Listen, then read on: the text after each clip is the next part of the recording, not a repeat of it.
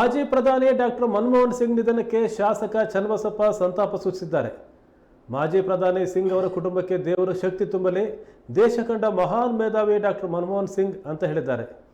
ವಿರೋಧ ಪಕ್ಷದವರಾಗಿದ್ದರೂ ನಮ್ಮ ಮೇಲೆ ಜೋರಾಗಿ ಮಾತನಾಡಿದ್ದೇ ನಾನು ನೋಡಿಲ್ಲ, ಅಂತಹ ಸಜ್ಜನ ರಾಜಕಾರಣಿ ಭಾರತದಲ್ಲಿ ಅಪರೂಪ ಅಂತ ಹೇಳಿ ಚನ್ನಬಸಪ್ಪ ಅವರು ಈ ಸಂದರ್ಭದಲ್ಲಿ ಹೇಳಿದ್ದಾರೆ.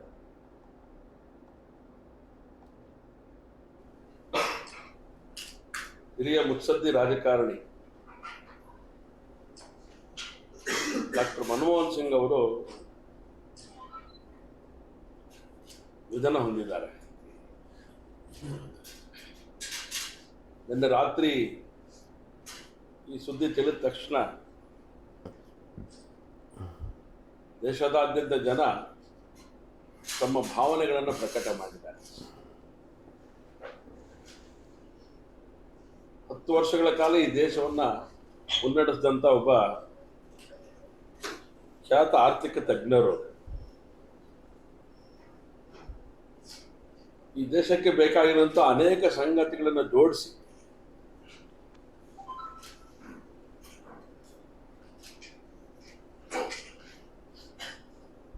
ದೇಶದ ಅಭಿವೃದ್ಧಿಗೋಸ್ಕರ ತನ್ನ ಕಾರ್ಯವನ್ನು ಮಾಡಿದಂಥವರು ಡಾಕ್ಟರ್ ಮನಮೋಹನ್ ಸಿಂಗ್ ಅವರು.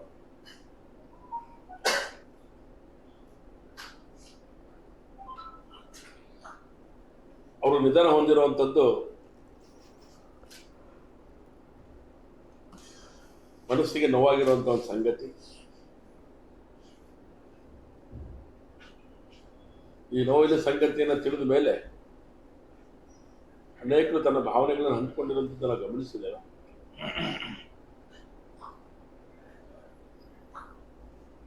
ಅವರ ಕುಟುಂಬನೂ ಕೂಡ ಬಹಳ ನೋವಿನಲ್ಲಿದೆ. ಆ ಕುಟುಂಬನೂ ಕೂಡ ಆ ನೋವನ್ನು ತಡ್ಕೊಳ್ಳುವಂಥ ಶಕ್ತಿ ಭಗವಂತ ಕರುಣಿಸ್ಲಿ ಅಂತೇಳಿ ಭಗವಂತನಲ್ಲಿ ನಾನು ಪ್ರಾರ್ಥನೆಯನ್ನು ನಾನು ಮಾಡ್ತೇನೆ.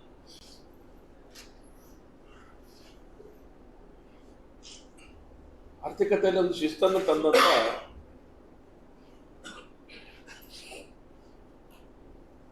ಒಬ್ಬ ಮಹಾನ್ ಮೇಧಾವಿಯವರು.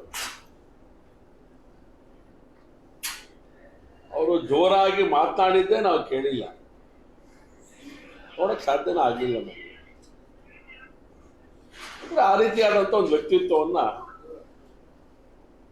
ರೂಪಿಸ್ಕೊಂಡಂತ ಒಬ್ಬ ಶ್ರೇಷ್ಠ ನಾಯಕರು ಅವರು.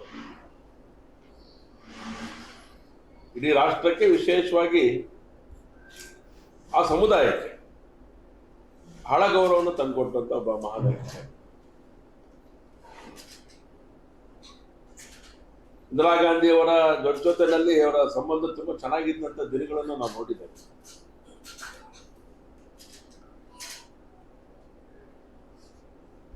ಅವರಿಗೂ ಅನೇಕ ಸಂದರ್ಭಗಳಲ್ಲಿ ಮಾರ್ಗದರ್ಶನ ಮಾಡಿದಂಥ ಒಬ್ಬ ಹಿರಿಯ ರಾಜಕಾರಣಿ ಕಾಂಗ್ರೆಸ್ನಲ್ಲಿ.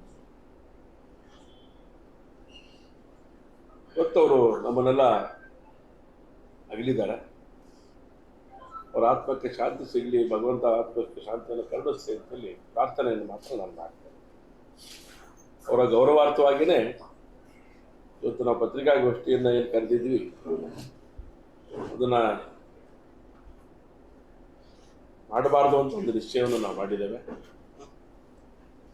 ರಾಜ್ಯದಲ್ಲಿ ಒಂದು ಹೋರಾಟನೂ ಕೂಡ ಇತ್ತು, ಆ ಹೋರಾಟವನ್ನು ಕೂಡ ಸ್ಥಗಿತ ಮಾಡಿದೆ. ಹಾಗಾಗಿ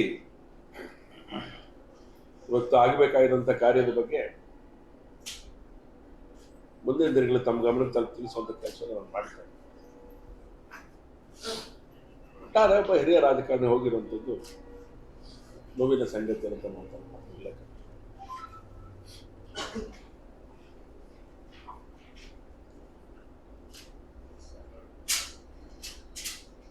ಧನ್ಯವಾದ.